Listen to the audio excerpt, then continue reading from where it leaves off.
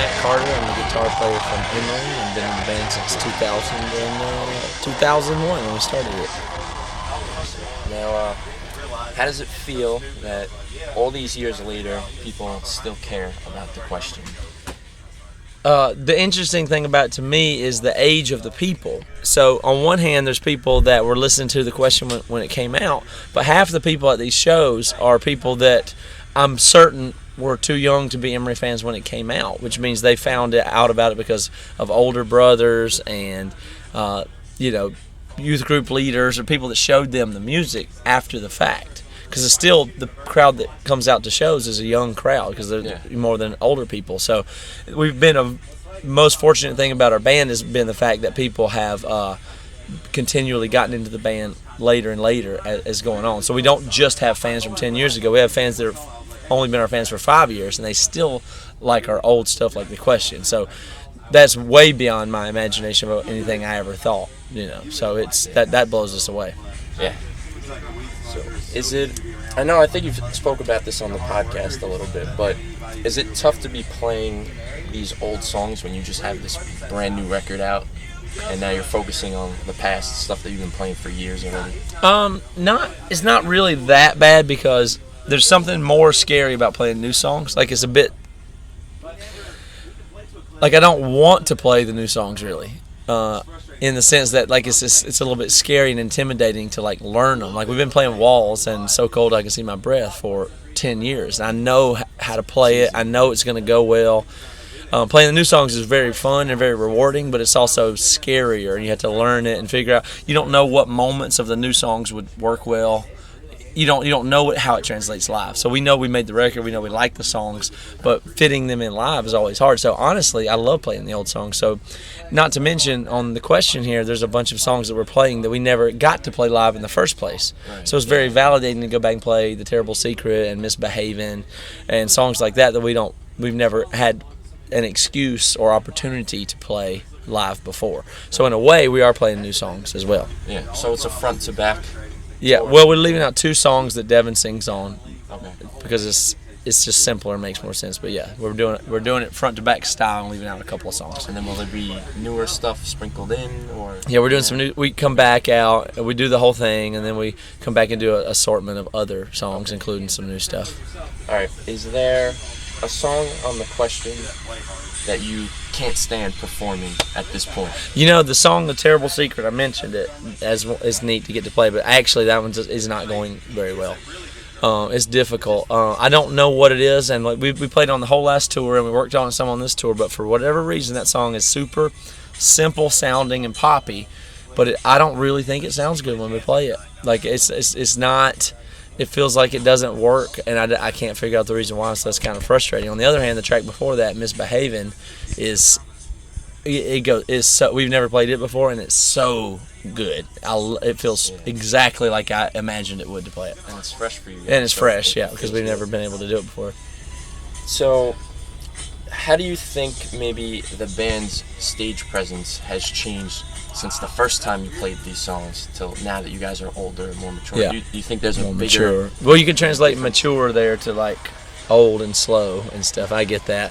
It's we've always kind of made our bank on the fact that we were, at the time we were starting to do it in 2000 and 2001 and get into music, we were trying to move around and be energetic on stage in a way that honestly really wasn't that common. Right. And then at some point during our career, it became more standard or more ubiquitous that people were really aggressive and physically moving around doing stuff on stage, which is the thing that we'd always done and tried to do to set ourselves apart. And so at some point that became a little bit less of an awesome new thing that we felt like we were doing to a normal thing. And additionally, we've gotten older and older and slower and bad backs and bad necks, and Toby's 39, I'm 36, and Josh's 37. I mean, we're older guys, so there is no matter how committed we were to it, there's no way we could physically do what we have done on stage that we used to do. And so the trick for us is to try to still convey the energy and intensity but we jump off of less things and headbang at a slower rate that we used to do, for sure. But I feel like I can play my guitar a lot better than I could 10 years ago. I'm sure that my timing and intonation and execution on guitar is a lot better. So I hope the show is still intense. I hope we're still able to, convey that intensity and in a performance that translates to the crowd. And then also we kind of rely on the crowd to really have fun and show us what they think how to interpret this music when they dance or move around or jump or whatever too. And if it makes you feel better, the people that were originally listening to the question are probably headbanging to your music a lot slower. Yeah, they had to be slower too, right? The question sort of follows this concept from song to song. Mm-hmm. And I know the new record does, as the podcast said. When Toby comes with the lyrics and kind of the direction of, I guess, the vocals of the song, do you ever try to make the music sort of like a flowing concept as well? From track to track, I guess. Yeah, well, usually the songs are individual compositions that originate out of not tied to one another. And then once you have them, it's very important to me to try to figure out the right selection of how to place them. And so it maybe doesn't matter, I don't really know, but in my mind I definitely think about repetition of key and tempo and feel of songs when it's time to make the final track order.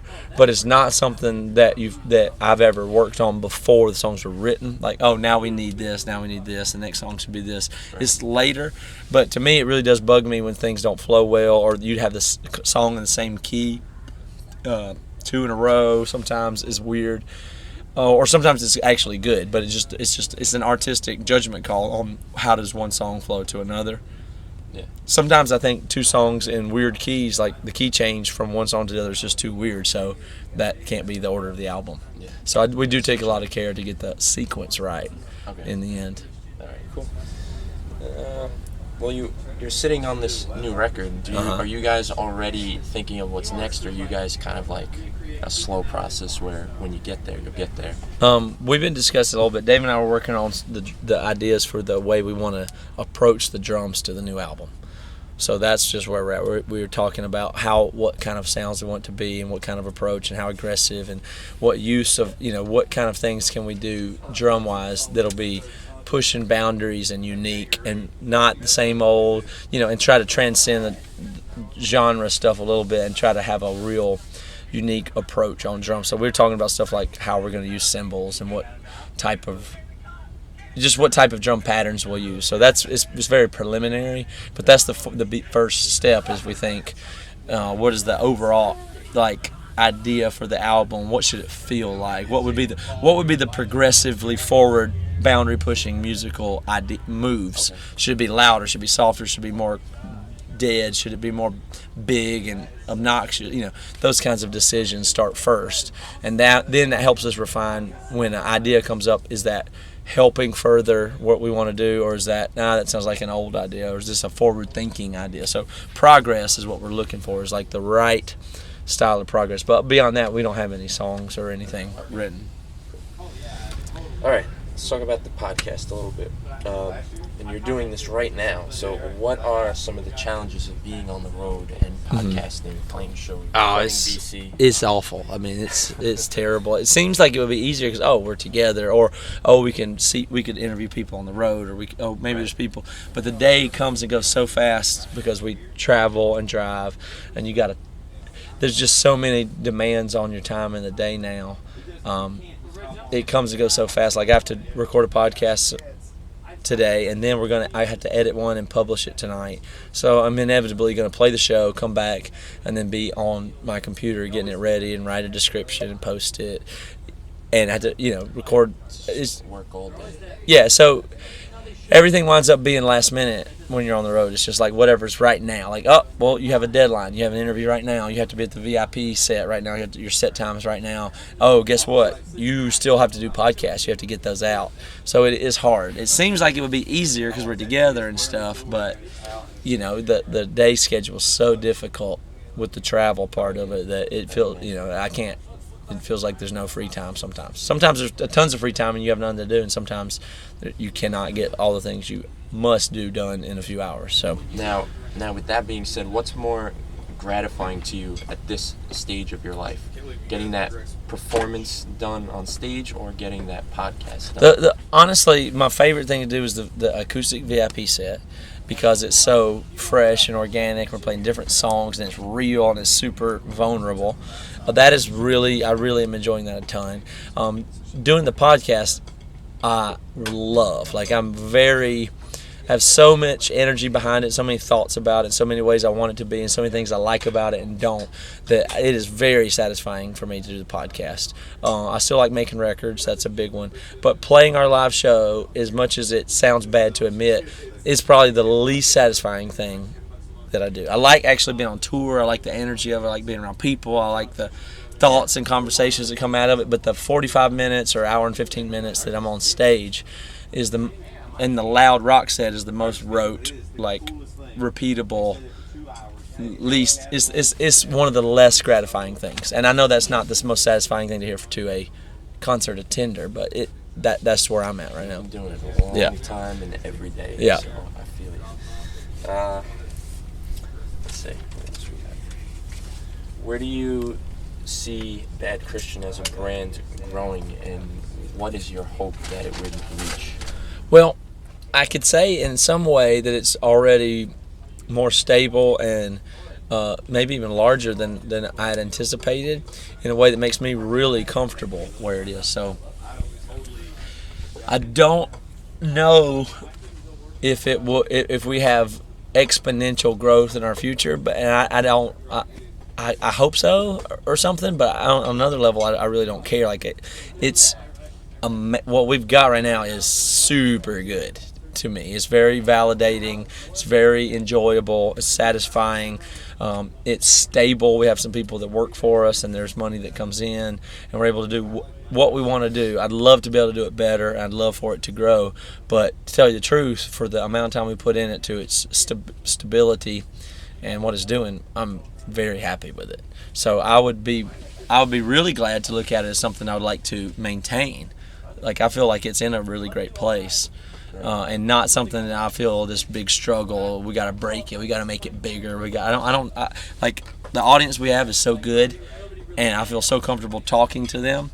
That's the whole idea in the first place. So that I'm into, like, maintaining and sustaining that is kind of where I'm thinking at this moment. Like, what does it take, instead of just focusing on growth, how can we really maximize and enjoy and serve well the people that are enjoying this and make it fun for us and for them, and then whatever happens is good, because it's already totally successful from my point of view. Right.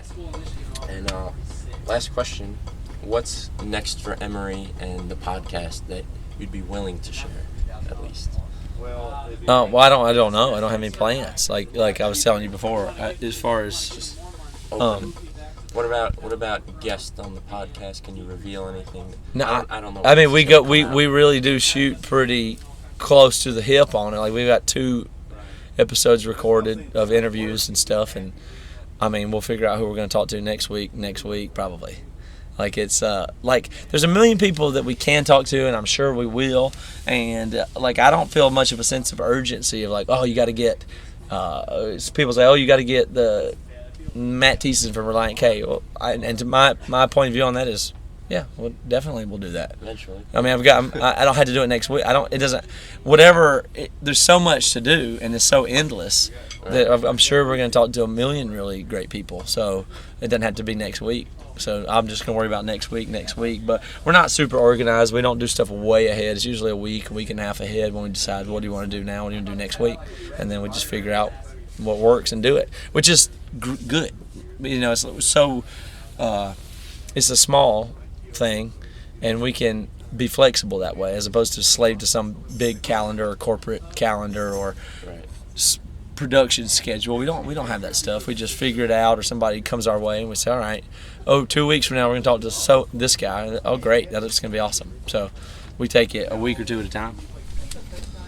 So we really don't have plans massive add up. Like, we don't have any big amazing stuff to drop that I even know about. It's not even like that. It's just we'll get to that in the next week, and I'll let you know. You'll know within a week and a half after I know, basically. All right. So, closing thoughts. Anything you want to add? Say, let the fans of whoever's going to read this know. No, not really. I think that question's always a little bit difficult, but I Question. I hate asking it.